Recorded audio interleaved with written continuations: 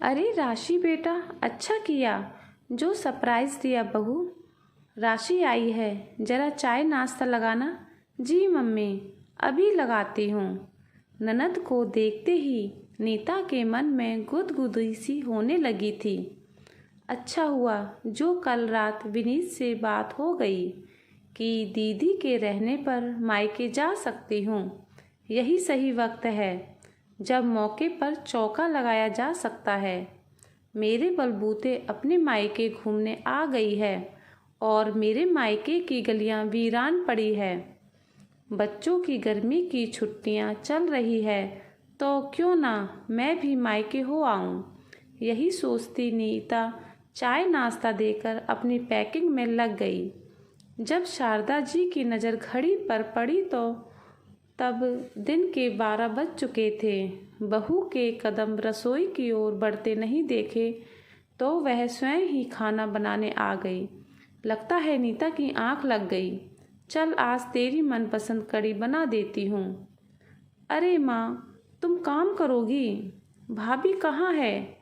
एक वक्त का खाना बना लूँगी तो घिस थोड़ी ना जाऊँगी। साथ बातचीत करते हुए 1 घंटे में खाना तैयार हो जाएगा। वह सब ठीक है, पर उल्टी गंगा क्यों बहा रही हो? दीदी, गंगा तो सीधी ही बह रही है। मम्मी के हाथ की स्वादिष्ट कड़ी खाए हुए काफ़ी दिन हो गए थे। आपके साथ साथ हमें भी खाने मिल जाएगा। बहू की ठिठाई पर सास ननद एक दूसरे का मुंह देखे जा रही थी। तभी राशि ने हंसते हुए व्यंग किया, कुछ अपने हाथों की भी खिला दो भाभी। हाँ हाँ, क्यों नहीं, शाम को खिलाती हूँ, कह कर नीता मन ही मन सोचने लगी कि एक शहर में रहने के कितने फ़ायदे हैं। जब देखो मुंह का स्वाद बदलने पहुँच जाती है। खाना खाने के बाद माँ बेटी अपनी बातों में मशगूल हो गई। कब दिन ढला कब शाम हुई पता ही नहीं चला।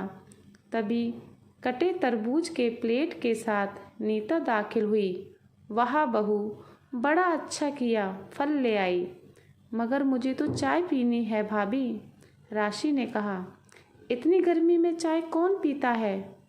फल खाइए, मन ठंडा रहेगा। इस दो टूक जवाब के बाद राशि की बात मुंह में ही रह गई। अच्छा भाभी, शाम हो गई है, अब निकलती हूँ।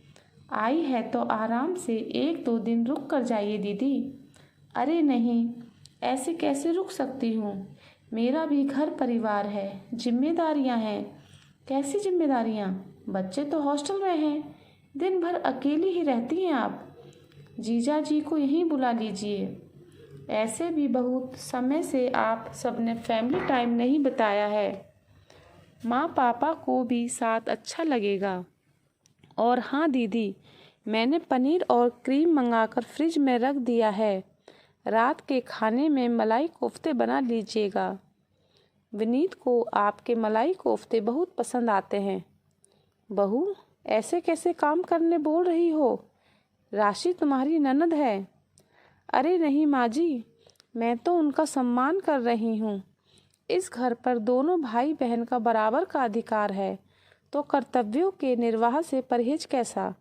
उनका मन भी तो करता होगा पहले की तरह अपने परिवार के साथ रहने का।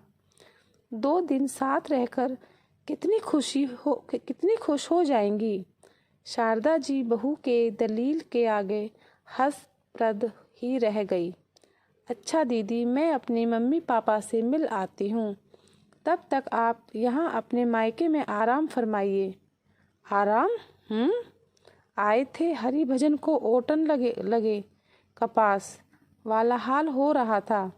ऐसा लगा जैसे सब पूर्व नियोजित था। राशि मन बदलने के मायके आई थी, पर यहाँ का रुख देख रुखसती का दिल कर रहा था। जब तक कुछ सोचती समझती नीता की कैब आ गई। बच्चे खुशी खुशी बाय करते हुए निकल गए। दूर जाता हुआ कैब धीरे धीरे छोटा और छोटा दिखाई देने लगा और माँ बेटी को घर का काम बड़ा और बहुत बड़ा। सुनो, रात का खाना भाई के घर पर है, ऑफिस से सीधे यहीं आ जाना। राशि ने पति को फ़ोन किया, पर तुम तो शाम तक लौट आने वाली थी ना। अब वह सब छोड़ो।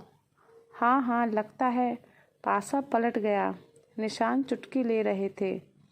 मैं कब हार मानने वाली हूँ पतिदेव। कभी नदी पर नाव तो कभी नाव में नदी। सच, ननद भाभी का रिश्ता ही कुछ ऐसा है। प्यार दुलार का तो कभी छेड़छाड़ का।